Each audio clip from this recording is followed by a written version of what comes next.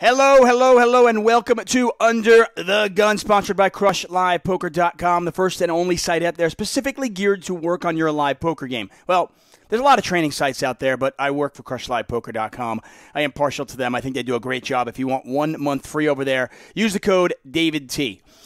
So, I have been doing this podcast for a number of years now, and I am approaching the magical number 200. It's not magical. It's all bullshit. Those kind of like arbitrary numbers mean absolutely nothing. You know, and they're like, oh, we hit 500. Who gives a fuck? What was 499? Not a good home run? I don't care. Anyway, one of my favorites through the years, and I have brought him back for a number of reasons, is my man, Jesse Sylvia. Jesse, can I? I guess you're for a girl. If you were a girl, would you be called Jessia? Maybe. That'd be pretty. I like that. I like that look. I have not. I like that. Yeah. Yeah. So I have not cleared with you what I can ask you and what I can't ask you. So I'm just gonna assume it's like no hold bar. Cool. Sweet. So Jesse and I have worked together many, many times in the past. Obviously, he made a name for himself in the poker world when he finished runner-up to Greg Merson, but he has more than cemented his legacy since. Before we get into what you've been doing lately and why I have you here, how are you? I'm good, man. I'm like, I think the first year or so of COVID lockdown, I bunkered down. I did a lot of work. I was okay with it. And then the last few months, I just started losing it. I needed to interact with people. And I'm really happy to be out there and, seeing people every day. And playing live poker is really fun for me right now. I'm having a great time. That's great. I mean, I've actually heard that from a few players who have been, grinding for years, that they tell me that the last year in a weird way was kind of a reset button.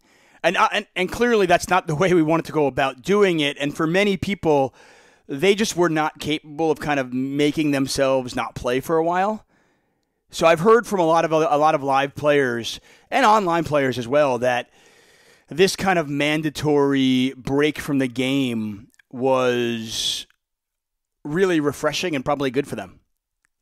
Yeah, I think a lot of people get jaded over the years to certain things about poker, especially live poker. And even people who maybe didn't like the live grind, didn't like always interacting with a bunch of new random people all the time. Even they might have missed it a little bit. It's one of those things you don't know what you had till it's gone. Yeah. A little bit. You think like Alan Kessler missed it? I think Alan likes people. I think he has his things, but I think he does like people. He certainly interacts with them a lot.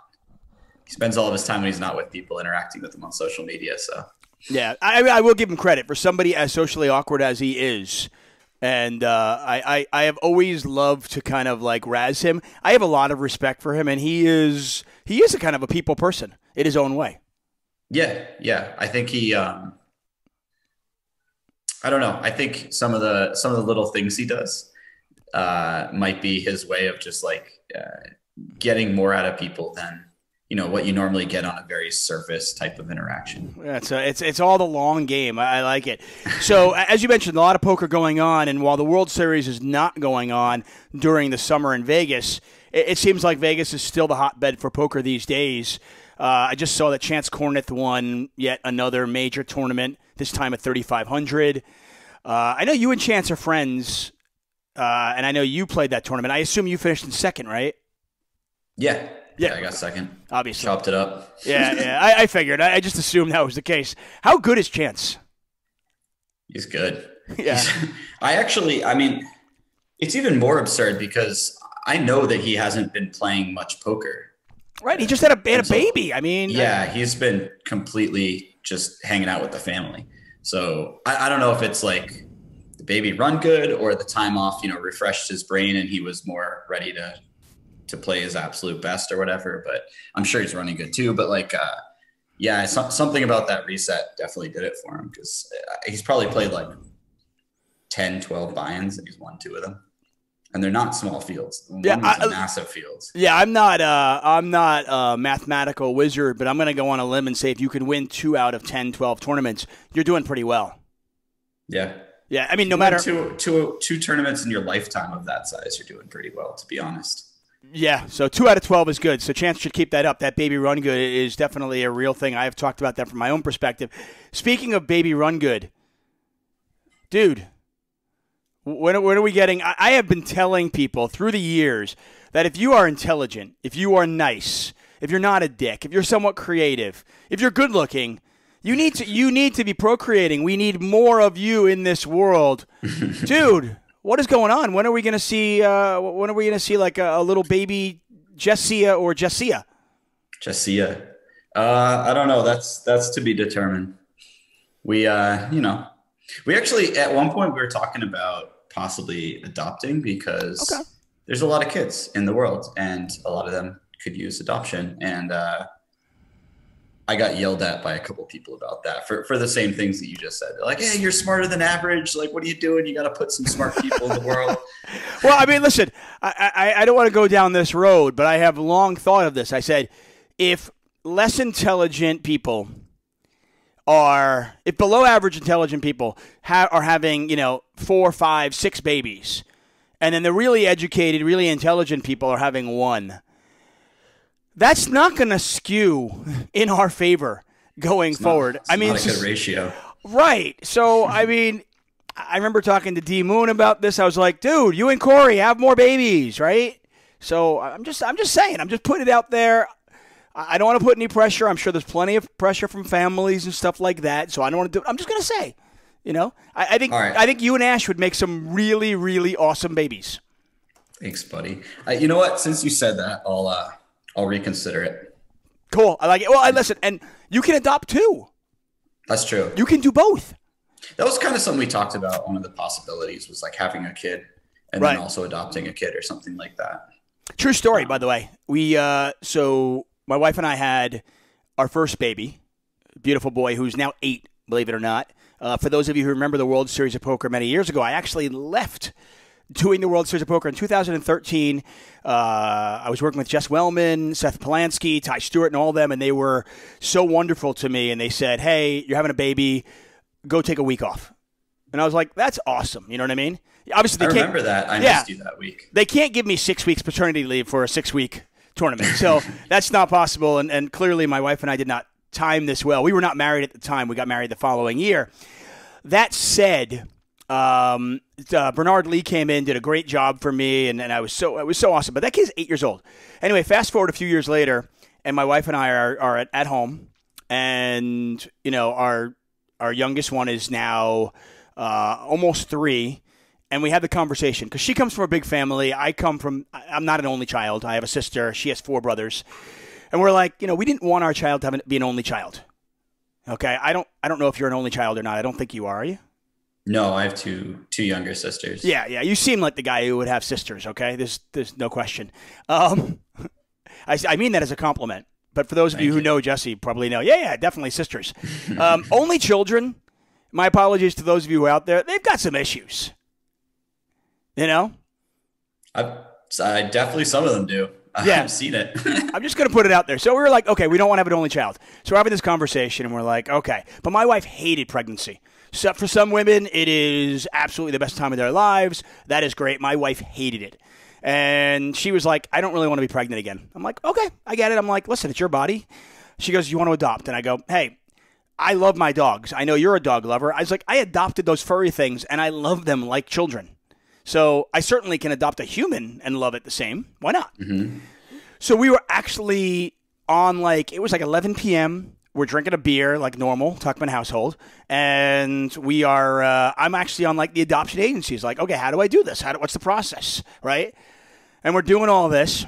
The next morning, I was taking my younger child for our first camping trip. My wife was going to stay back. She wakes up, and how we had left it that night was basically like, okay, we'll leave it out to the universe. We'll start the adoption, we'll start that whole entire process. And, we'll keep having sex. And, hey, listen, if it's up to the universe, if we get pregnant, great. Otherwise, we'll adopt. We'll see how it goes, I like right? that. As a gambler, that's a great way to go. Right? We're like, hey, we'll just leave it out there. We'll see. I'll roll the dice. You know what? It's either craps or it's whatever. Anyway, the next morning we wake up. I wake up super early because we're going to go camping, right? And my wife wakes up because, her little boy is leaving for a camping trip. So she wakes up. I don't know if he rolled on her or something, and she was sore. She goes to the bathroom. The next thing I know, she comes out. She tells me to go in the bathroom to get her a towel. Of course, me being oblivious as a guy, I didn't notice that there was a pregnancy test on the towel because I just brought her the towel out. And she's like, seriously, you didn't see it? Anyway, there was a pregnancy test on the towel. So literally 6 hours earlier when we're having this conversation about whether to adopt or have a baby, she was already pregnant. Wow, that was a quick roll of the dice. Right. It was like the universe going, no, nope. You have another one. So there you go. My very long-winded story of how we had number 2, who is now 4. We have an 8-year-old and a 4-year-old. So pretty cool stuff. Anyway. I like that, man. I've never heard that story before. I like that. Which is amazing considering, really cool, considering how much I talk. Yeah, I do a lot of talking too. So I feel like, I'm sure I interject with random thoughts as well. And then we go on tangents and stuff like that. But I never heard that one. I like it a lot. Speaking of your better half, who we've been talking about in kind of tangent, how is Ash? She's great. She's been playing a lot of poker too, and just, being outside and doing things with people.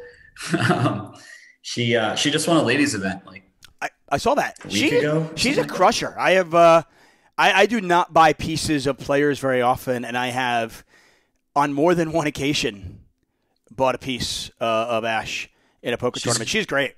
Yeah, she's great. She crushed it during COVID. She played she only played probably half the time that we were in lockdown, and she had some really good results. I think she won an online tournament for it was like $100 buy-in, and she won like 85,000 or something like that. Wow.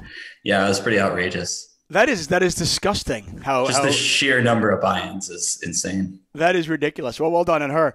I would imagine if people don't know that you guys are a thing, she has this just innocent, quiet way about her at the table. I would assume she gets away with a lot more than she should. Yeah, I think so. We talk about that a lot, how she should probably be 3-betting even more than she is. And she'd probably get away with certain things that it's tough though, because there's a lot of different things going on with her image, right? Like, for instance, she might get away with some 3-betting and people just think that she's very poised. She sits up very straight. She just looks like a person who would have it when they 3-bet. She's female. People tend to give females too much credit for having a hand, I feel like, which might not be wrong. So yeah, we've talked about it. And then maybe I walk over and then people make the connection and oh, maybe she doesn't have it when she's 3-betting, stuff like that. It's a lot of mind games, and it's hard to, kind of go out on a limb and do certain things when you're not sure that it'll work. And you're just if it doesn't work, you're just being really exploitable. So we kind of waver back and forth on that. But I do think that she gets away with more stuff than most people. That's certainly more than I do. I would assume on the flip side of it as well, being a woman, I would assume that there are guys out there who are just I want to get her. I'm not going to let her push me around. I can blow her off the pot later on. So maybe she actually ends up getting more action in certain spots than you might. Even I think that's true. I think that people will try to bluff her more, maybe, but they'll also fold to her more when she shows a lot of strength. So maybe it goes both ways. There's definitely a subsect of the poker world that's got this weird, and maybe it's not a big percentage, but they have this weird egotistical thing where they don't like losing pots to women, and so they'll try to run the bluff, or they'll be hesitant to fold or whatever. So it is a bit of a minefield if you're going to try to be exploitable like that and get away with certain stuff. I will say, have you ever watched, or you probably commentate a lot of the ladies bracelet events over the years?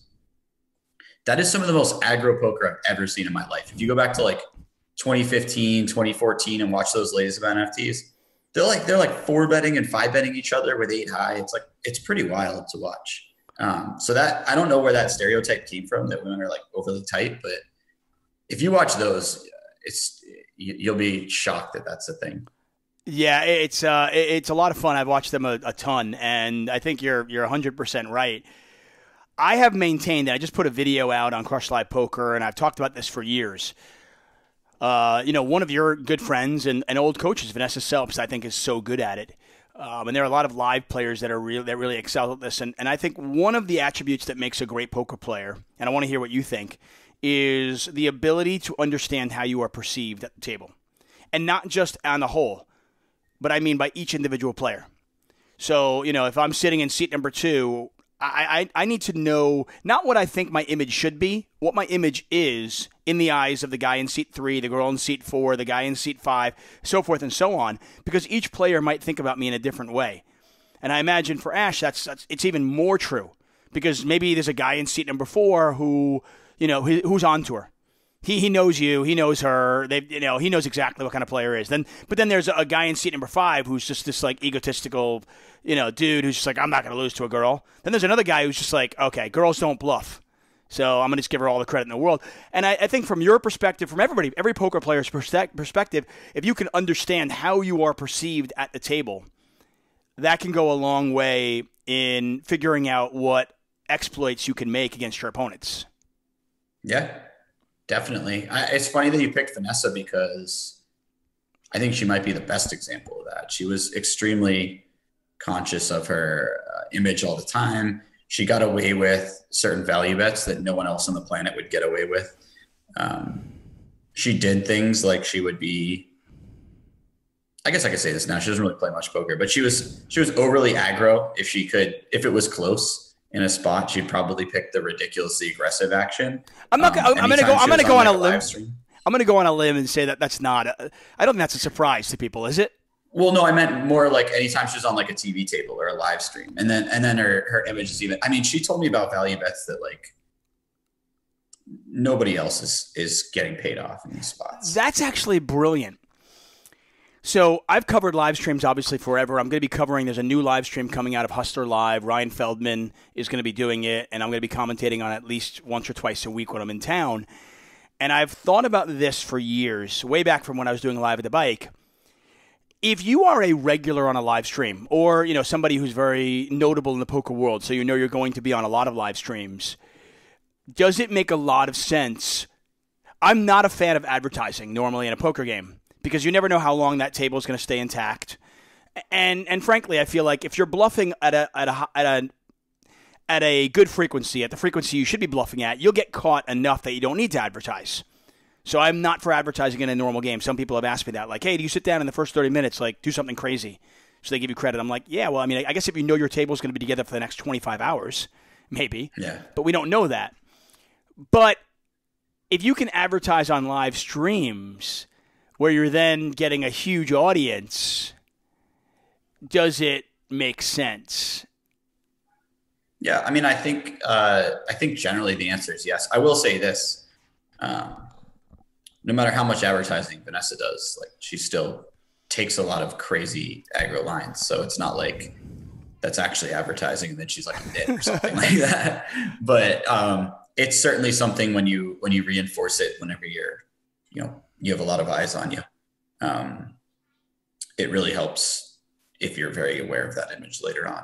It's maybe not like it's not cut and dry like an A to B thing where, okay, I ran a crazy bluff, so now everyone calls me, but it just adds a little bit of equity in the future to all of your plays when you have something. Right. Although I imagine there's another challenge for her, probably more so earlier in her career as opposed to later, and definitely now, where when she sits down at the table, trying to quickly assess whether which players are fully aware of her image, which players have watched her on live streams, and which players are completely oblivious to who she is. Yeah. I it's weird having traveled with her a bit in the past. Like the third group doesn't seem like a big group anymore. We were in like Malta having pizza at a restaurant, and like a woman came up to her and was like, "Oh, I'm such a big fan." She was like a French lady. It's just like pretty wild. At that point, you go, okay, Most people know who I am, and I'll figure it out from there. In your opinion, what is, besides the studying and the hard work, what is, if you were to like make a pot and build a great poker player, for you, what attribute do you notice that almost every great poker player has, and that what separates maybe the good players from the great ones? Confidence in their ability at the table and their decision making. So like, I don't just mean that like they're overly confident going in, but I feel like a lot of the best players can play a hand, maybe not be sure that it was the right play, and then just, you know, kind of say, okay, I sorted through that. I navigated my way through that hand as best as I could. Maybe it wasn't perfectly played, but you know, it's close enough. I believe in my ability to navigate through a hand better than my opponents. And then they just let the hand go and they move on to the next hand. Because if you're thinking about the last hand, you're just going to play the next hand a little bit worse. And I really think like the best players that just have this unshakable confidence in their ability to sort through the tough spots and just continue on to the next hand. I mean, what you just described to me also describes an amazing athlete. You know, we're watching the NBA Finals, and the guy who's 0 for 6 from the field in the first quarter, to have the confidence to just keep shooting in the second quarter, third quarter, fourth quarter. The golfer who, you know, who misses the shot and, you know, has to quickly forget about that one because the next shot is coming up, and he's got to quickly think, okay, how can I, you know, what's my best shot from this next spot? You know, the cornerback in the NFL who gets beat by a wide receiver but has to play the next series. Those analogies to a poker player seem pretty strong. Yeah, and that's all like repetition and just a tremendous amount of practice and gaining like an extreme familiarity. If you're playing every day or studying or whatever, let's call practice for sports and study the same thing. If you're doing that every day, you just are so familiar with maybe not this exact spot, but a similar spot that you feel better about your ability to get through it. I know for me, like I don't have the best memory for a lot of things. It's kind of fleeting. And if I don't play for like 3 months, I'll miss little things that were good at the table. Like for instance, I hadn't played live in a while, and one of the first tournaments I played when I came back was the 10K Poker Go tournament. Because why not? I haven't played in a while. Let me just drop 5 figures on this tournament. You know, sometimes you just got to jump right in there. And we're on the stone bubble, and I have a hand that's a jam. It's probably like on one of the 2 shortest stacks. I'm at one table on a short stack, and I think Jared Jaffe was on the other table, and he was about as short as me. And I had a hand that was a jam, but it was like very close. I had like ace jack suited, and I shove. And then as soon as I shove, I hear on the other table, like all in or something like that. Or maybe cause I didn't have any time bank chips left. So I had to shove before him, and I hear all in, and I'm like, shoot, I wish I had heard that first. I could have maybe folded my hand, because if he has more chips than me and he goes out and I go out, then, you know, he gets the payout and I don't. And as soon as I kind of said that after the hand, and Petrangelo's at the table. By the way, Petrangelo is the man. That guy is so funny. Is he okay? I really like playing with him. I mean, he's not good to have at your table, but if you're going to play with a really tough player, he's a great guy to have at your table. Hey, that's always a bonus. If you're going to play with a wizard, hopefully it's a wizard that's really funny and just a good time. There are a lot of wizards these days that are really fun to hang out with, by the way. Like a lot of my toughest tables in the last few years, I've had such a good time at. I think there's probably a rising correlation between, you know, people who are really good at poker and people who are like somewhat socially intelligent and just like fun to talk to and are good at like goofing around. Anyway, so right after the hand, I say something and Nick's like, he's like, yeah, that's why you jam all but one big blind.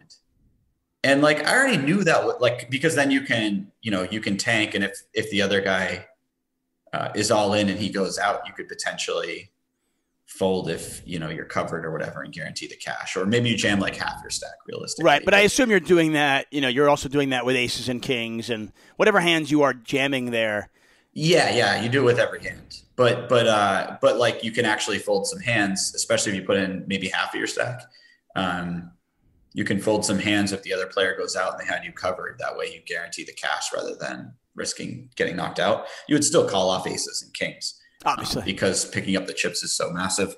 But yeah, so that was something that like I knew and I've done in the past, and I just completely forgot to do it because I hadn't played live poker in a while. So it's like all these little things, all this like constant repetition and constantly keeping yourself familiar with as many situations as possible. It's the same as sports. I think like if those guys take like 3 months off, they lose some of that. What is it called? Like muscle memory. Yeah. And they just, like a guy might run a route and do something a little bit differently than he would normally do and feel a little bit off. But those guys who miss 6 shots in a row and have been practicing every day and, sitting, at practice, they're just shooting that same shot day in and day out. They're just so confident in the fact that like, yeah, I've missed 6 before when I'm practicing, and then I hit the next 6, and they just don't even think about it because they just have that confidence of that recent familiarity with the same spot. So I do think that that's like a massive part of it. And I think that when people go on these crazy heaters, it's a little bit less luck than we think, and a little bit more that they're just like kind of in this zone where they're constantly playing and constantly working on these spots all the time. Like look at Ollie. He just goes on these tears when he's playing nonstop for like 6 months at a time. Well, I mean, there's just the evidence is overwhelming. And clearly, being rational people, we know the cards don't have memory. The cards don't know that you're running hot. So, but there's clearly just too much evidence out there that suggests, okay, something else is in play here. Whether it's confidence, whether, like you said, belief in yourself. I think there's also this, and I was curious what your thought is. Sometimes when you're, quote unquote, running bad, just having a bad night, I feel like there can be, almost like sharks to blood. And maybe this is just in my head, and maybe this is the lack of confidence that I need to overcome. I start thinking that my opponents aren't going to respect some of my plays as much. So maybe it's a confidence thing on my thing, or maybe it is actually real. Maybe my opponents are kind of thinking, no, okay, I don't believe this, and then I have less confidence in doing these plays. And then on the flip side of that, I do feel like there's kind of a God image when you're just crushing and you can't lose a hand and you're just piling up the chips, where people are just getting out of your way and you can get away with anything. For sure. That's a huge thing. I think that there's an emotional subconscious element that people underestimate. And like when you're chip leading a tournament, people just get out of your way a lot. Maybe not the very best players because they've studied the ranges a bit more and they're pretty confident what they're going to do. But certainly even those players might not notice that they do it occasionally. Like let's say a hand is a mix. They decide this time they won't 3-bet you. But their decision is predicated on, something that they can't define, which is generally like you running good or whatever. But a lot of like weaker regs, amateurs, whatever, they'll certainly get out of your way when you're just on a massive heater. Yeah, for sure. Okay, so you mentioned that the shove with Ace Jack was kind of borderline. Now, I've got this really great software that was developed by some really smart people, okay? Called Floptimal. I don't know. Have you heard of it? I think I saw it one time. Yeah. Yeah, people have been tweeting about it and using it. Yeah. It's apparently it's really cool. I think Russell Thomas is involved with it. Yeah. Right. Yeah. So some smart people. Okay. And I've been checking it out, and I'm trying to figure out how to use it. Do you know how to use it? I do know how to use it, actually. For those of you who don't know, Jesse actually is one of the creators of this software. First of all, what is it, and what made you come about using it? And then what we're going to do is, I don't know if any of you at home have these issues or not. There are a million training sites out there, right? There's also a lot of like graphs and things you can use to kind of figure out what you should be shoving, what you shouldn't be shoving, what you should be playing, all these different things, ICMIs, or all these different, should I be shoving here because of ICM and so forth and so on. I don't know about you at home, but when I look at the software sometimes, I feel really dumb. Because sometimes I look at the software and I'm like, I understand what this is supposed to, I don't know how to use the software. I feel like that's half my problem.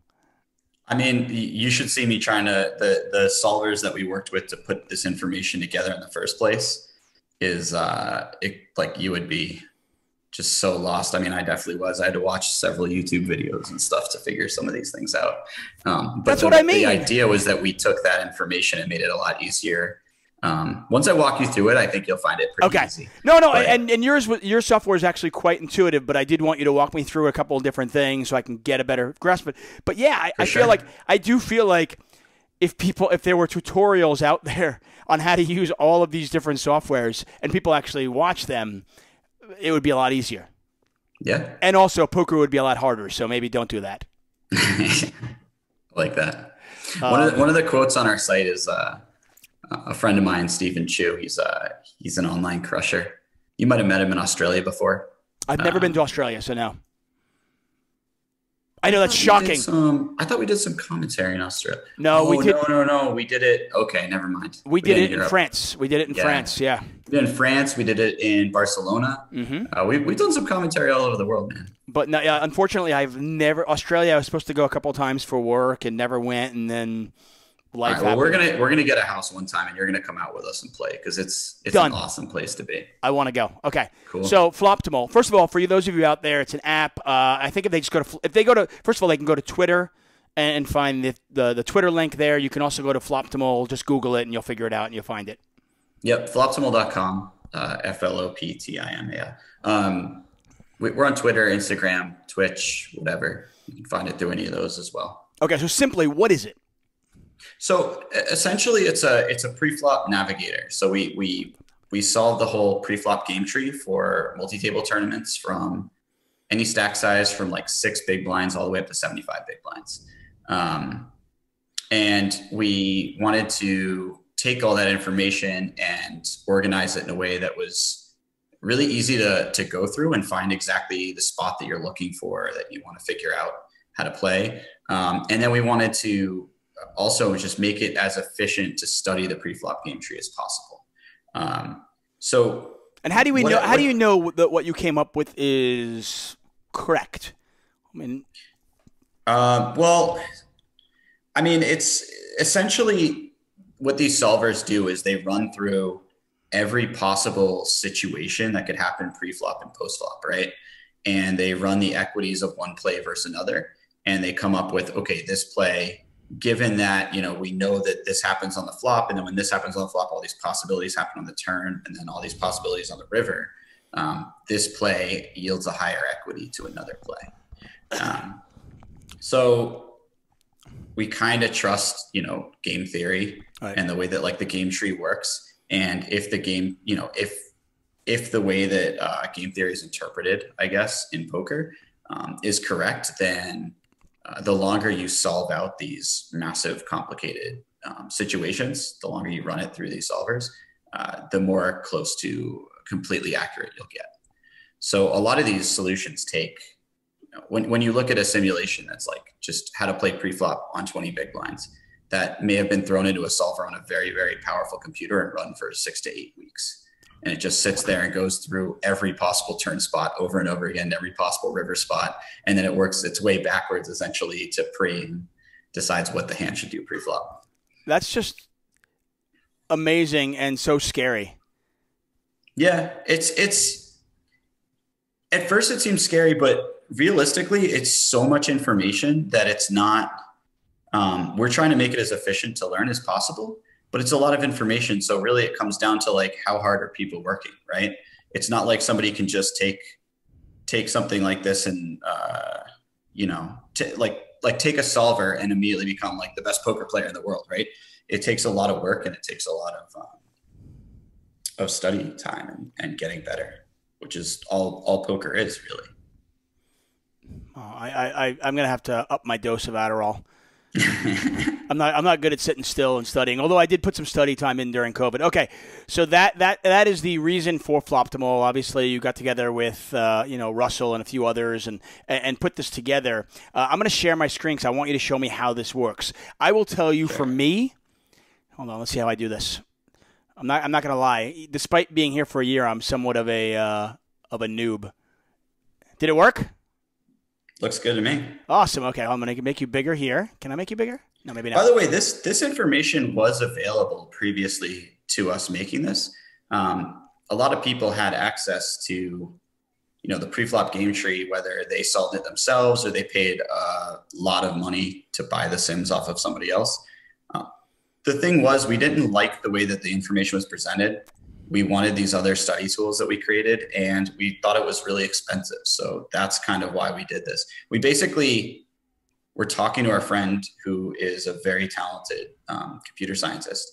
And our friend was like, well, what would you do? Like, what study tools would you create if you wanted to have like the best way to study preflop game tree? And so we came up with it this way. But it's like, it's not so scary in that sense because this information was already available. We're just making it easier to access. And it's not super expensive anymore so that only, like the top regs can afford it. See, this is the problem. Okay. See, like I used to be really, really good at fantasy football. Okay. This is another stupid story, but I'm going to tell it anyway because it's my fucking podcast. But that's how it works, right? You get a podcast, you can say what you want. No. So I used to be really good at fantasy football because I felt like I was better at research, better at finding out information that nobody else could find out, right? So basically I was, I had inside information. I just, I was able to get stuff that other people weren't able to get, and then I could exploit that by, getting steals in earlier rounds when you play fantasy football. Well, that is gone now, I mean, I can't get information that other people don't get. Now maybe I can perceive it better. I can come to better conclusions and get a couple of spots here or there. But there was a time, and I started playing fantasy football when you would wake up on Monday morning and run out to your driveway to get the newspaper so you could check the scores and she checked the box score to see how your receivers did. Mm-hmm. That's how long I've been playing. Back then I would just crush year after year after year, which kind of sucks because back then I wasn't playing for any money. Now I'm actually playing fantasy football for a lot more money, and my edge is like, my edge used to be like that. Now my edge is like that. It's still beatable because usually there's no rake, but it's a lot harder. So I guess in the same sense, all of this that you're presenting with Floptimal.com, it's all been there. You're just making it easier for people like me to understand it. Because I will tell you, like I said, I mean, I've worked with people before. I remember, Brian Rast and I were working together on tournaments, and he was coaching me. And he kind of sent me to different sites. And then I had to go back to him, and I felt like an idiot because I was like, okay, dude, how do I use this? Yeah, which is kind of what I had a lot of people say about, when we originally had some pre-flop sims. They're like, I don't really know how to go through this stuff. Right. It was really hard to access. Yeah, I'm just like, I feel like I'm reading Chinese and I don't speak Chinese, so this is a problem. Yeah. Okay, so I'm going to just throw something out there. I personally, as a cash game player, but since I cover a lot of tournaments, I feel like I'm pretty good 15 big blinds and lower. I'm not perfect, but I'm like, okay, I understand some of the cards to shove, and I don't feel like it's been that difficult to understand that. Obviously, I can certainly work on that part. I also feel really comfortable at like 40 big blinds and above as a cash game player. Mm-hmm. Where I have issues is that like 18 to, say, 31, 32 big blind range spot where I just, I flounder. And for tournaments, I mean, a big part of the tournament is played at that stack depth.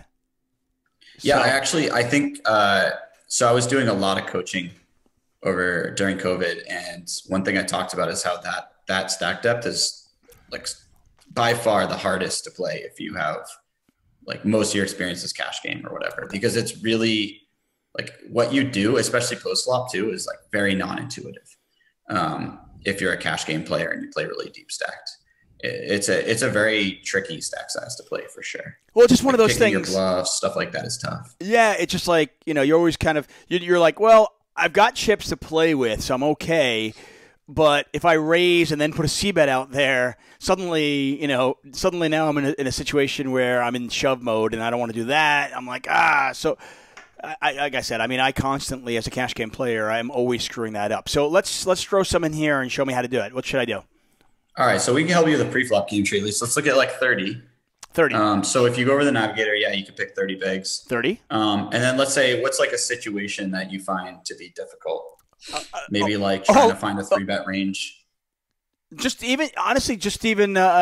say an opening range. What I should be opening with and then playing. Okay. Yeah. So if you want to just look at opens, you can click on any of the positions. So I click on any of the positions here. So let's say under the gun 1. Okay, so that's your opening range for under the gun 1. You'll see that, most of the hands are fully filled out that you play, fully filled out squares. Some of them are a mix, which means that, in a perfect world, you would randomize based on the percentage.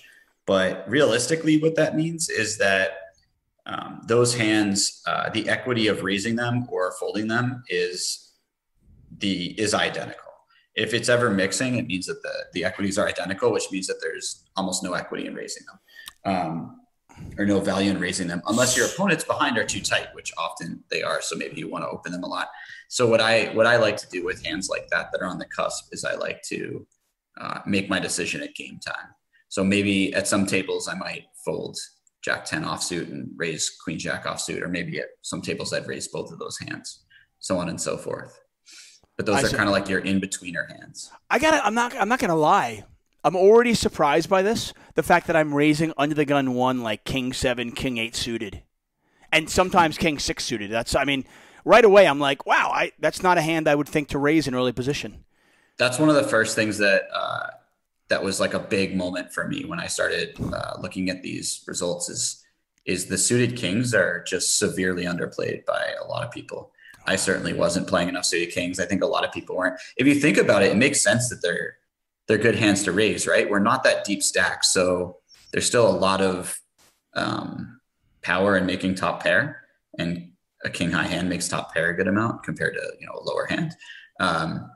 They make second nut flushes, which at 30 big blinds you can treat the second nut flush similar to the nuts, and get it in on a lot of boards and play it pretty fast. So that's kind of nice. You don't like being this short and making a flush draw and having to kind of pot control with it and stuff like that, because on this stack size, you like, exerting fold equity as much as possible, it turns out. But yeah, the suited kings are actually really nice hands to play. You're going to see a pattern as you go through this too, where the button might peel more suited kings than you think, or a lot of the 3-betting combinations that the solver uses are suited kings. Okay. So for opening, basically, I've got the stack depth here, 15 big blinds, 20 big blinds, all the way up to 75 big blinds. Here are the positions, and then it's just very simple. Here, down here, green is raise, and if it's partial, you can randomize it, or as you mentioned, if you're at kind of an aggro 3-betty table or a table that it's really sticky, maybe you fold in those spots. If you're at a table that really respects you and is a little tighter, maybe you open those spots. Okay. And you can see already that the solver is really loose, right? Like most people probably aren't raising a range this wide on 30 bigs from early position. No way. I think this is already, I can see one of my biggest issues is I get to 30 bigs, 28 bigs, and I start tightening up too much.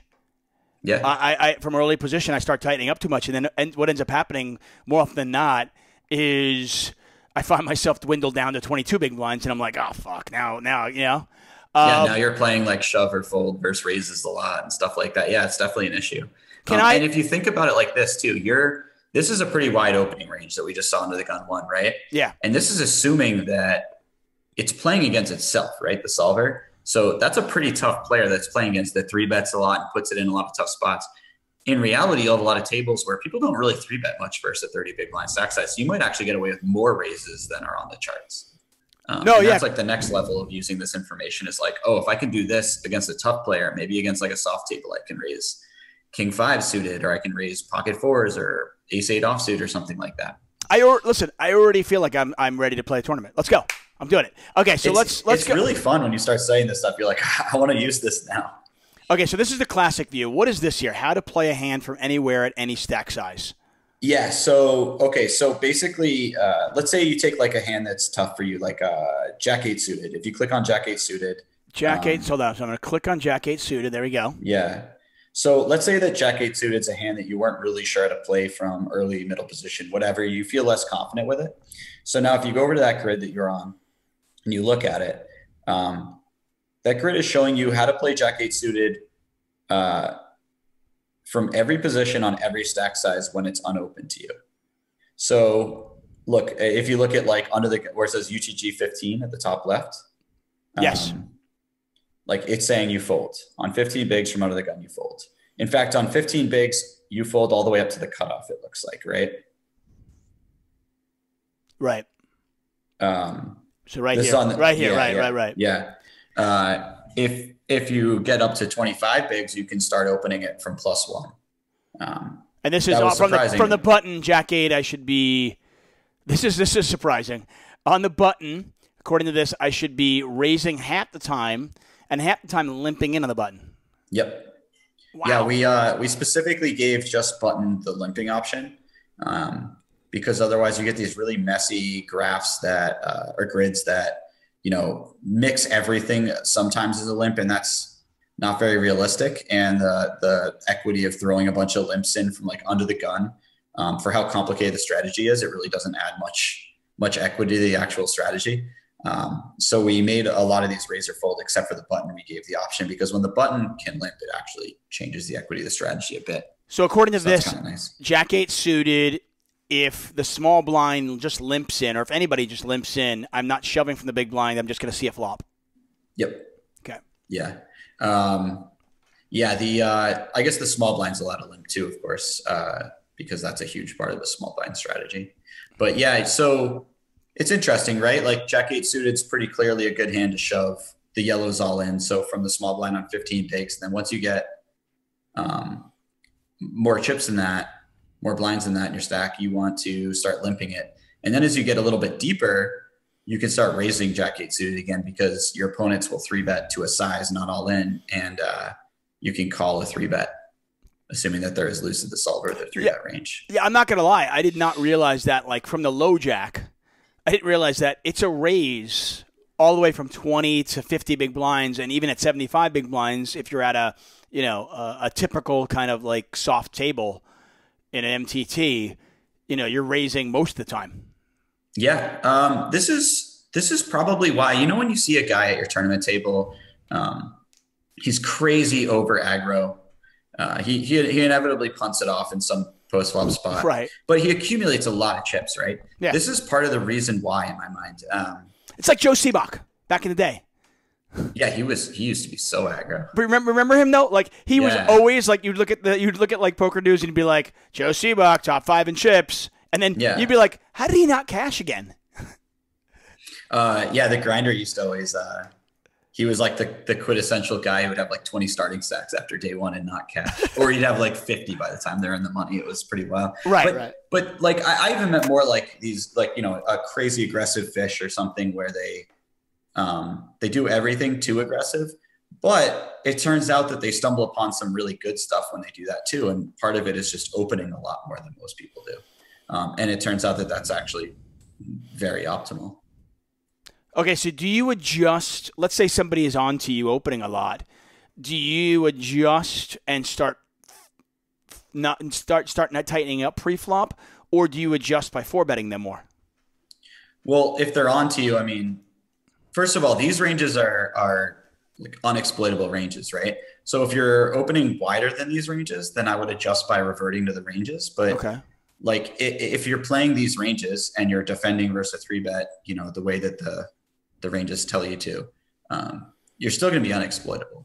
So I don't think there's like a need for adjustment unless you think your opponent's adjusting by 3-betting like way too much, in which case you could try to re-exploit them by, by tightening up a little bit of your opening ranges, then 4-betting a little bit more than you're supposed to. But so this is 8-7 suited right here. This is 7-6 off. That's pretty cool. Okay, so let's talk about that 3-bet because the chart below, the one we were just looking at, is how to play. I guess this is versus 3-bet, and this is where I started getting confused. Let me show you one more thing before you go to that. Please do. If you let's say you in your navigator on the left, let's say you make +1 raise. So you click that little the plus button next to +1 right here. Oh, yeah, and then you hit raise. So now that +1's raised on the first how to play a hand from anywhere. Now, well, you have 7-6 right now, but if you let's say you choose like so this is something like that. So this is telling you how all the stacks play against under the gun 1 raising. Oh my God. Okay, so this is where I didn't understand it. Okay, so if +1 raises, or if +1 were to, let's say +1 called, I can't. We don't allow limps before the button. You don't allow But limps. Okay, so you don't have a way to react to people limping yet. Okay. So let's say +1 raises. Sorry. yeah, so let's say, well, this is 7-6. So you're folding 7-6. It looks like versus they're open from every position on every stack size, and you're peeling the big blind. But let's say like you have a more interesting hand like King 8 suited or something if you want to pick that one. Oh, I see. So this one is now the chart that I'm circling here has now reacted to there being a +1 open. Okay, I got it. Yeah. So that's kind of cool. You can let's say, well, you click King 8 suited. King 8 suited. Let's see. Yeah. So like, let's say you're not trying to play King 8 suited. Now it's like, okay, we're going to start playing it on the button 20 big blinds deep or later. That is insane. I would never have thought that. I would never think to call a +1 open on a 20 big blind stack with King 8 suited. Like that would have been like the button is very powerful, man. You can peel some pretty wide hands and get away with it. And this is you're peeling King 8 suited versus a solver, and a solver plays really well, right? If you have like, a weaker player open and you're playing in a tournament, you could probably peel. Keep in mind too that this is, this wouldn't be as good in a cash game because there's no ante. The ante adds the element that you can peel a little bit more. Although, yeah, if you're playing in a good cash game, there is antes.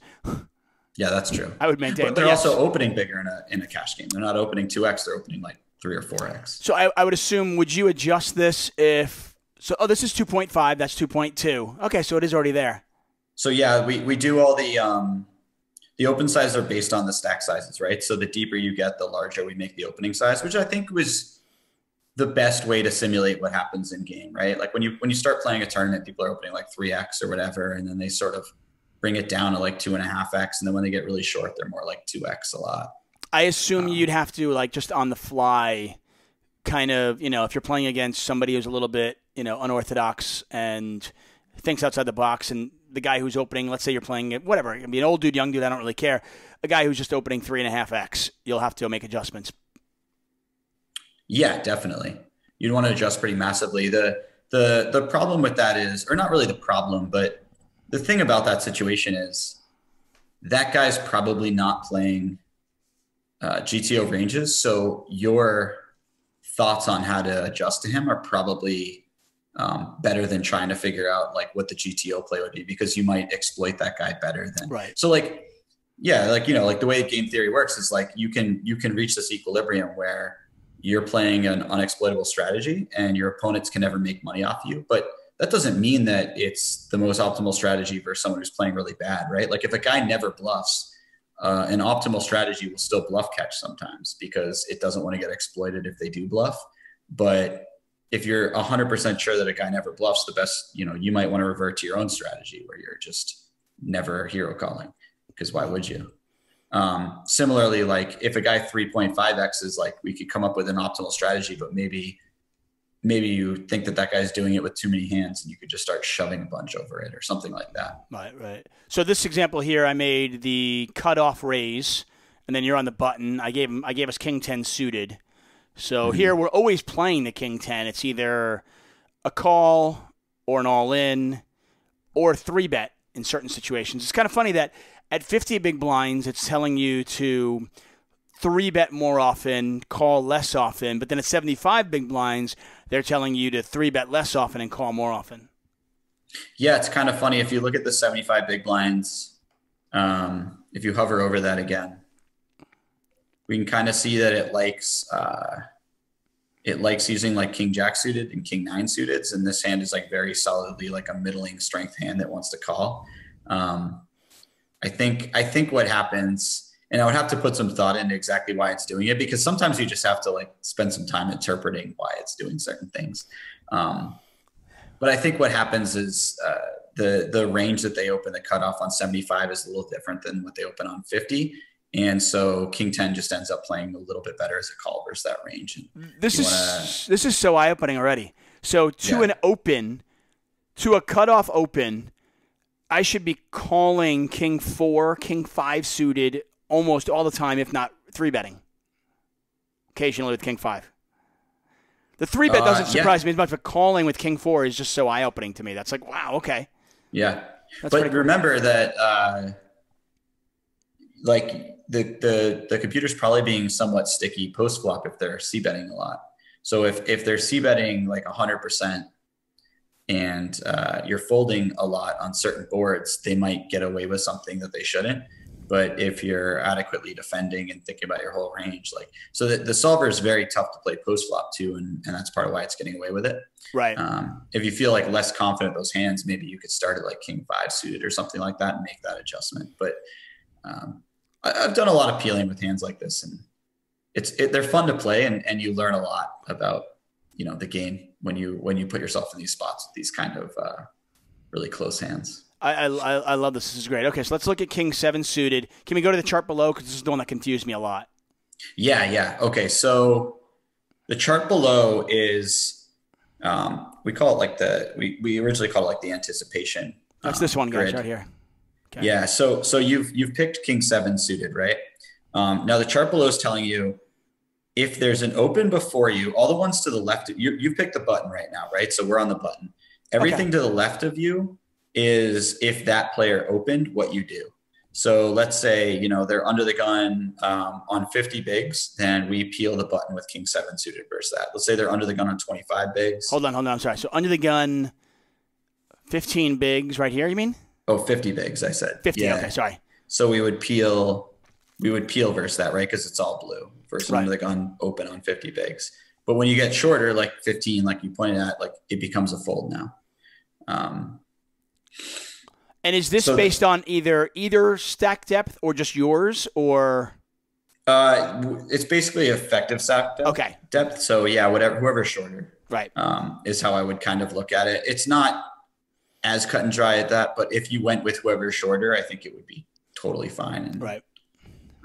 It would really help out your game. Like there's obviously some other factors, like if the big blind has two bigs, or four bigs or something, probably under the gun's opening range is going to be a little bit tighter, right? Because they don't have that fold equity that they normally would. So they might have like a bit of they're going to play an all-in versus a guy who has two bigs in the big blind. Well, and in that case, you've got the all-in button here. I can just punch in all-in, and you guys can – the A, I assume, is all-in. Yeah, but they're probably not shoving like 40 bigs or whatever, right? They're just opening a tighter range. Yeah, it's those situations get a little complex quickly. Right. Yeah, and then everything to the right of the button on that grid that you're looking at right here is once you've opened the button with king seven suited, how do you play versus a 3-bet? So like on 75, you peel versus small blind 3-bet, and versus a big blind 3-bet, you peel. So let's change. It looks like you're mostly just calling. Let's change this to hijack. Cool. So because hijack's button's a little bit easier, I think, because if you're opening button and you're calling a 3-bet, you're always in position. So it's just, you're pretty happy to be calling a lot. But what happens if you're hijack versus a raise? So you're literally folding everything. Yeah. So if the button is a really powerful position, and it does a lot of peeling. As soon as you start moving back to like cut off, even hijack, you start doing a lot more folding. Okay, so hijack. So I think that's probably one of my mistakes as well. Now that I think about it, I think I don't give the button, and I always say this too. My mantra is look for excuses to play hands on the button. Look for excuses not to play hands out of position, early position. But I don't think I take it to the level I need to take it, because I think I probably give hijack and cutoff too much credit, and I don't give the button enough. I think part of that is that people don't open as wide as they should in the cutoff and hijack. So I think that your thought process there is probably pretty good, right? Like if you look at a hijack opening range on 30, like they're opening 10-7 suited and queen 6 suited.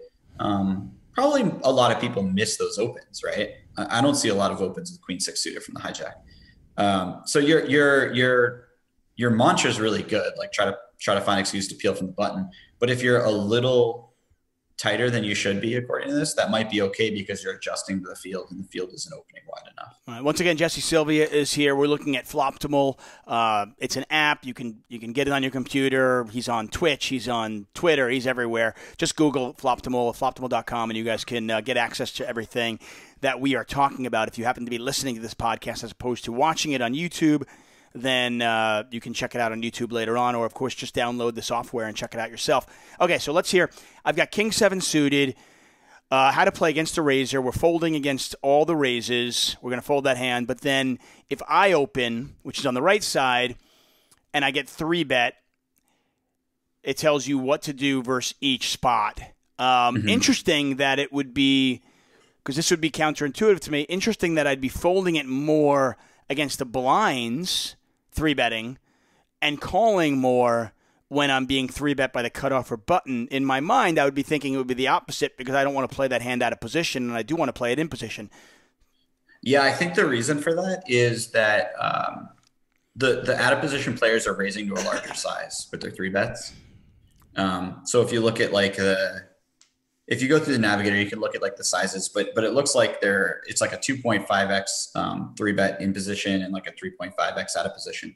So on the shorter stack sizes. So when you're as short as, like 25 bigs and somebody 3-bets you, position's not going to play a huge role into it, right? Because you're mostly just playing fit or fold. And if you make like a pair or whatever, you can mostly just get it in. When you get 3-bet, when you have 25 bigs, the stack to pot is very short, right? So it's position is less important as the price that you're getting.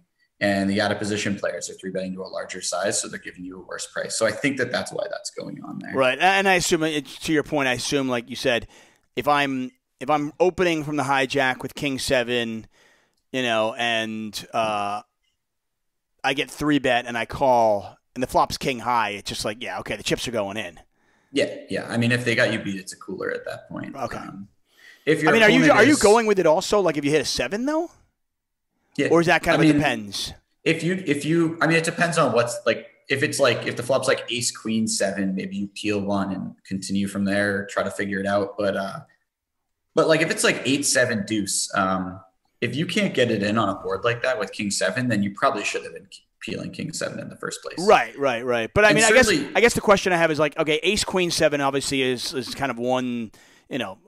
One side of the spectrum, and 8-7 deuce is obviously quite easy to get it in. But what are you doing on like a Jack 9-7? Yeah, that's really tricky. I would imagine.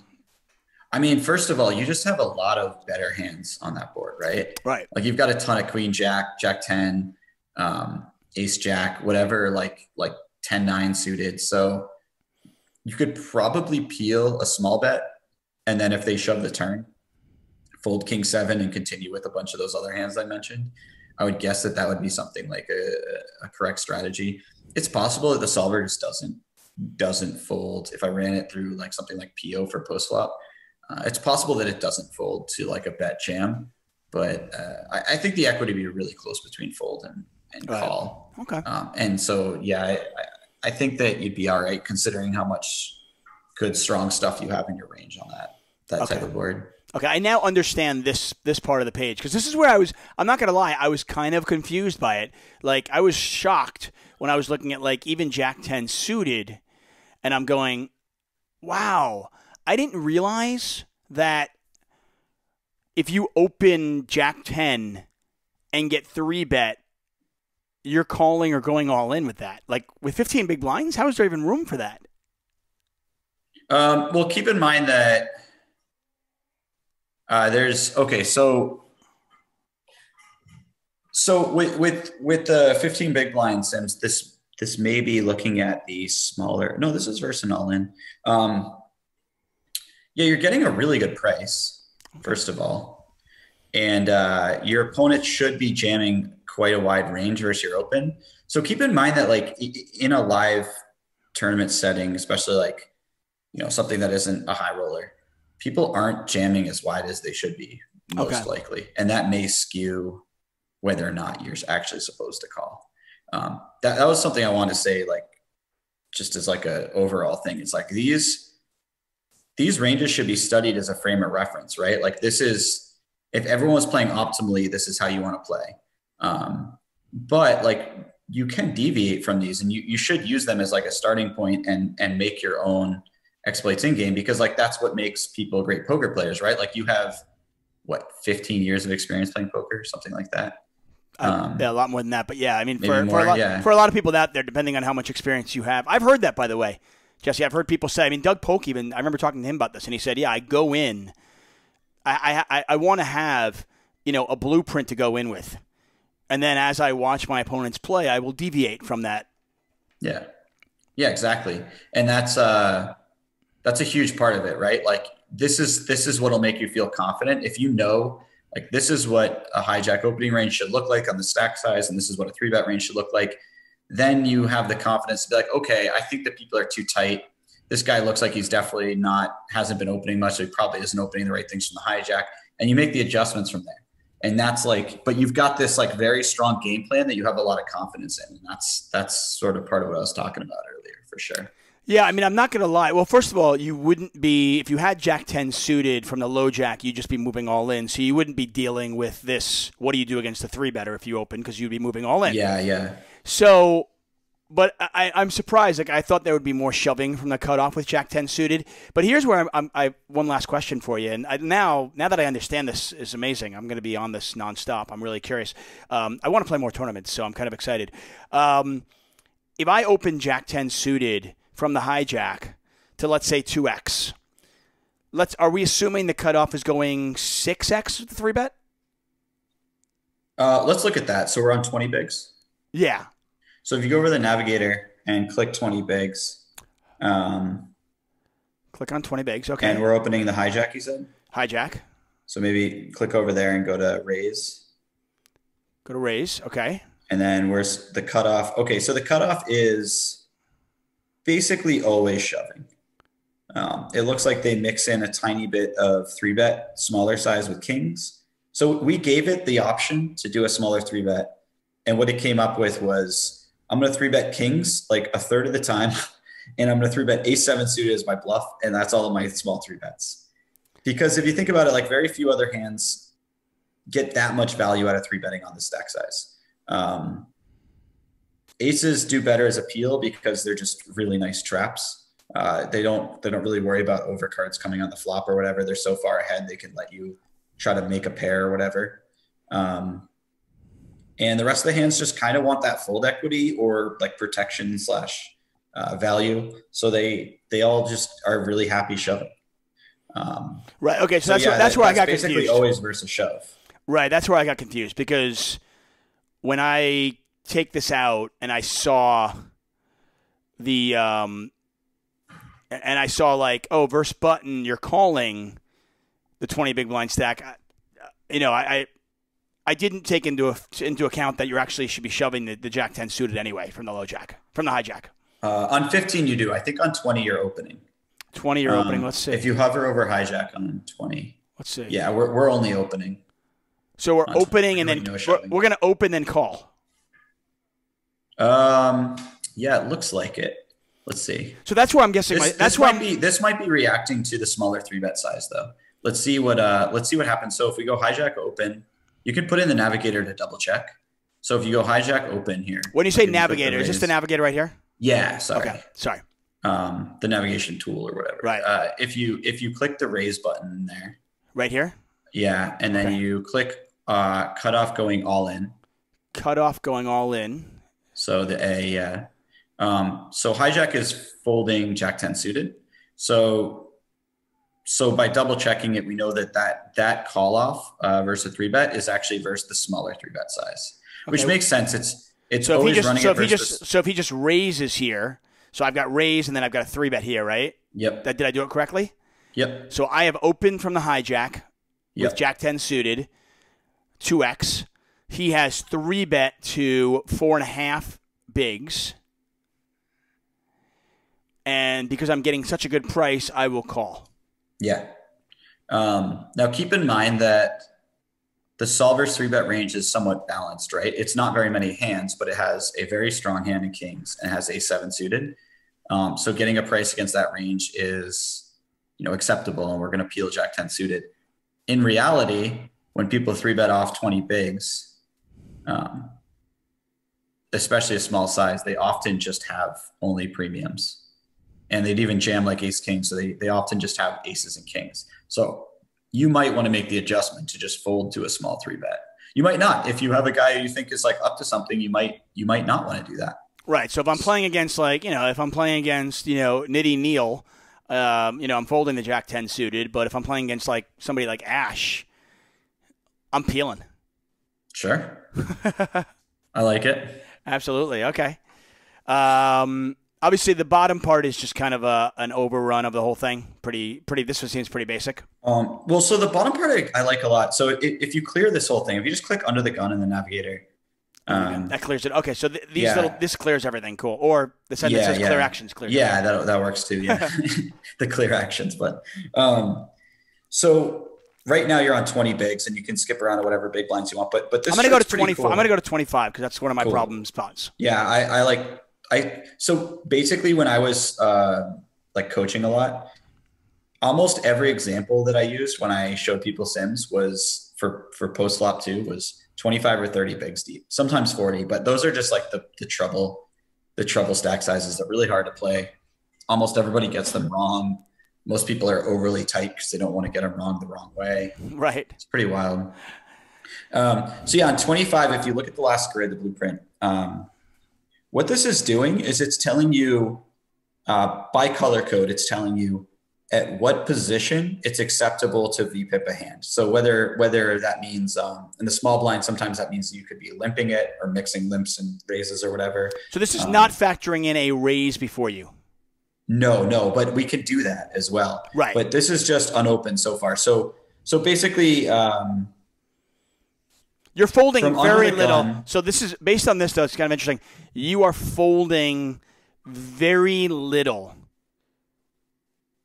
from the small blind. From the small blind. Yep, because the small blind is yellow, so it's all the yellow plus all the colors before it. Everything is like that plus the colors before it. And the idea of this wasn't to present any new information. It was just to take the information that's already in the above grids and do it in this color coded way so that, like, for a person like me, I'm a very visual learner. Mm-hmm, me too. So it's like it'll take a second. It'll take a few minutes to get accustomed to how this works, like the layout of it and how the colors, what the colors mean. Like, for instance, pink is obviously like the tightest range. That under the gun color, I guess we'll call it pink, right? Is the tightest range. So those are the hands that can only play, can play from under the gun. And then by the way, that's you get a little looser and so on. That's fuchsia. Fuchsia, I like that. I think that's the actual. Yeah, I just want to make sure that when people do check this out, if they're listening to the podcast and they're like, okay, I'm in the blueprint by position graph on the bottom right corner, and they look at it and they're like, where's pink? There's no pink. That's fuchsia, people. Okay. Sorry, go ahead. What's the next color? The pink one, the purple one, I would go with a lavender. Okay. Wait, you're talking about the third one is lavender or the second one? Second one's lavender. The third one is just purple. Okay. Gotcha. I'm really bad at the colors. So yeah, and then the hijack is blue, but the cutoff is more of you can say Caribbean ocean blue, or you can say turquoise. Ooh, I like that. No, I like Caribbean ocean. Yeah, button is, if you're going to like Home Depot and you're painting a room, which by the way, if you have a baby, you'll have to paint a room, and you might be looking at these. We've been painting some rooms lately. Okay, so then you got like, they'll name some color like Caribbean ocean blue. Wait, can I guess button? Yeah, please do. Is that a teal? That's just green. No. It's kind of a, you know what that is? That's like a, I'm going to go with, what is that awful pie? Oh, key lime. Key lime. You don't like key lime? No, it's disgusting. Nobody, if you like key lime, really? Maybe I haven't had good key lime. I like key lime a lot. Fun fact, Ashley grew up on Key Lime Boulevard. Wow. Well, that is that. Then we can call that Key Lime Boulevard. How's that? That is forever now known as Key Lime Boulevard. It kind of looks like a foam green maybe too. Yeah, I can go that, but I like Key Lime Boulevard better. So, okay, so this is basically very simple. If you just want to, this is kind of a nice little refresher. If you've been doing a lot of work, but you're going to play an MTT the next day, and you want to just put in 30 minutes before you go, you can kind of just look at that and go, okay, what hand should I be playing? Yeah, it's just it's a nice, for me at least, it's a really nice way to visualize it. If you get used to the colors, you can kind of remember where the colors break off in each section and where we call them like the edges of playability for different hands are. Right. So I feel very confident if I can remember that visualization that like it's all the suited kings for button, queen 3 suited, jack 4 suited, 10-5 suited, 9-6, and it kind of like moves up like that. For small blind, it's pretty easy. It's like, all right, we're not folding any of the suited hands. As far as offsuited hands go, it needs to be a really dusty hand. Or if it's like connected, we start at like the threes, so 4-3 and 5-3 and stuff like that. 3-2 don't get played, but yeah, it's like at that point you've got this nice visualization. So now you just need a few little mnemonic devices to remember certain edges of playability, and you're like good to go. I love this, man. This is great. As always, man, it's great to talk to you. This is good stuff. I honestly, like, when you sent me the site and told me about it, and I was like, let me check this out. I got a lot of it, but then there was a few, specifically that, the 3-bet chart one. Mm-hmm. That was the one that was confusing me, and now I kind of get it all. And I also didn't know this plus thing, so this is really cool. Do you guys have plans to put in the call option? So we debated the call option. We've gotten a lot of requests for it, so it seems like people really want it. Oh, there is a call option on the button. Yeah, we allowed calls on the button because that's huge. So what happened was, if you want to use a call, like a limp and raise strategy, like you have both options from earlier position, what it's going to do is it's going to mix a little bit of limping in on basically every hand, right? So like maybe some hands limp a little more and some hands limp a little less, but it creates this wildly complicated strategy. And we realized when we ran these sims that the equity of just always raising or mixing in limps is really, really similar. So at the cost of like, spending hours and hours trying to figure out this wildly complicated strategy, your gain is very, very little. The downside of that is that we don't have reactions to limps, right? But the thing is if you think about like, once you get over like 30 bigs, if you think about the type of player that you catch limping most of the time, it's not like a player's even close to game theory optimal, right? Dominic Nietzsche limps. Yeah, he's the guy who does it. So what happens if I'm in a tournament against Dom? I mean, then we need some limping. You're right. But it's like you almost always see it from like fishier players, and your adjustments to the fishier players might be really good anyway. So you might want to just be a bit exploitable. And but yeah, I mean, we could certainly add some limping ranges in the future. I think that's important to at least gain an understanding of how you play versus that. Right. I get it. I mean, obviously that's going to be kind of a read and react adjust thing. And, if you're a live poker player, that's something you can do. Once again, how do people get Floptimal if they want it? Just go to floptimal.com. Hit me up on Twitter or Instagram or whatever, or hit up Floptimal. We can get you the first month for free if you sign up, and, if you don't like it, you can just cancel after a month and you don't pay anything. Is there a code like? Yeah, you can like. Just use my how code. about Ashley is better than Jesse code? I could get that made up. Yeah, Ashley better than Jesse. That to be a code? That would be awesome. It'll be no spaces. Ashley is better than Jesse. Yeah, we'll give you 1 month free when you sign up. If you don't like it, you can always cancel. But I feel like people really like it. Yeah, I mean, listen, it's a no-brainer. It's a no-brainer. Check it out for a month. Trust me, guys. It's really good. You guys know I get thrown all these training sites, and I have a lot of friends that do this stuff. But when I saw Jesse did this, I was like, let me check it out. And I will tell you, it is one of the most intuitive and easy things to kind of do. You guys are watching this. If you're listening to this, just check out the YouTube link. I'm going to put a link in Twitter as well so you guys can check this out. And it's really simple. So you guys can kind of just check it out for a month. Awesome. Yeah, our next step is we're going to add some, we want to do a few tweaks to some of these ranges. And then once we're done with that, we're going to add some cash game ranges. Ooh, and nice. then eventually we're going to try to add some preflop ICM sims. So like some like 5-handed, 4-handed, 3-handed play at final tables where ICM is a huge factor, and how you adjust, and showing like the differences between, the normal ranges where you're in a chip EV environment when you're in an ICM environment, because it's pretty massive. I've talked to, whether it's Patrick Leonard or other players, and I've covered ICM for so long. It's so amazingly crazy how tight you really should be playing compared to how loose you should be playing, when you start factoring in ICM and the money bubbles and so forth and so on. And it skews which hands you play like crazy.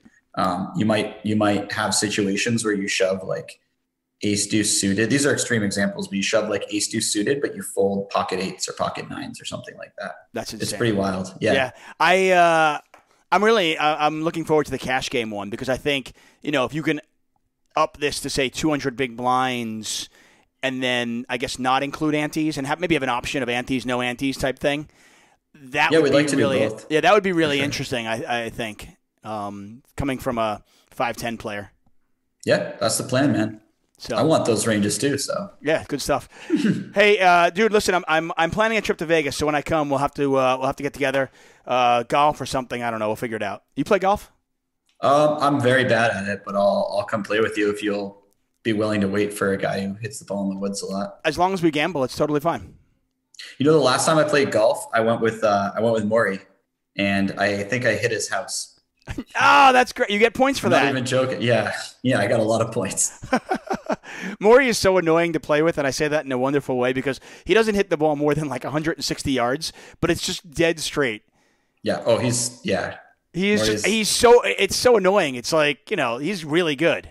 Yeah. I had the benefit of being on Maury's team when we were betting, and being on Maury's team is great because he can negotiate some real good lines for your team. I will tell you a very quick story, and then I'm going to let you go because I've got a pool party to go to. I'm sure you've got things to do on a Saturday afternoon as well. We were gambling, and it was me and Maury's son-in-law, George, playing. And we're going back and forth, but we had him. And it was like 2 holes left to go. And Maury, as he will always do, if he's down, he'll up the stakes. And if you're up and you say no to upping the stakes, you're just a loser, and you'll never get invited to play golf again. So that is just, words to the wise. You always have to give your opponent a chance to get it back, okay? So we do, and we get on like the 18th hole, and we're up a little bit. And George, if anybody knows him, he's been working with Poker Productions and Poker Go for many years. He's a great guy. He is a big man. He is a big, big man. And he hammers the drive. We're on a par 4. And he hammers the drive. And, Maury hits his 175 dead straight. Maybe I go 220, a little bit off on the rough. And then George lines one up. And he hits the ball like 360, and it rolls 4 feet from the hole. And I don't think I've ever seen Maury legitimately mad until that moment. Like, legitimately just went out, picked up his golf ball, and walked off. Oh, my God. It was one of my favorite, and we weren't playing for a lot of money, but it was one of my favorite golf moments ever.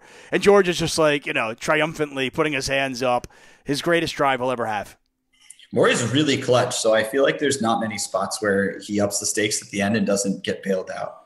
And that was probably one of the few times that happened, and this guy just had this amazing drive. Yeah, I mean, Maury comes up really clutch in those last few holes. Yeah, I do feel like if you pick your teammates well, and the fact that I had his son-in-law, I feel like if you pick your teammates well, he's less likely to get clutch because he doesn't mind losing. Oh, okay. Oh, that's smart. Wow, right? That is some sharp stuff, talking. Right, like if you team up with some other poker player and Maury wants to beat him, then you're dead. Yeah. So, hey, dude, listen, enjoy your weekend. What's your next event you're playing? The 2400 today. Okay. Pretty excited about it. It's like a huge field. I think there's like a 2 million guarantee, so they'll probably get like 1,000 players. Go get it. I'm not even gonna lie. I'm actually quite jealous. The poker scene in Vegas right now is killing it. Dude, it's crazy out. You got to get out here. Everything is just crushing guarantees. But right when casinos reopened, they would have these guarantees on tournaments, and they'd have like 3-day one flights, and they'd hit the guarantee on the first flight. Well, I'm gonna start doing some more Floptimal studying, and right. I'm gonna fly out.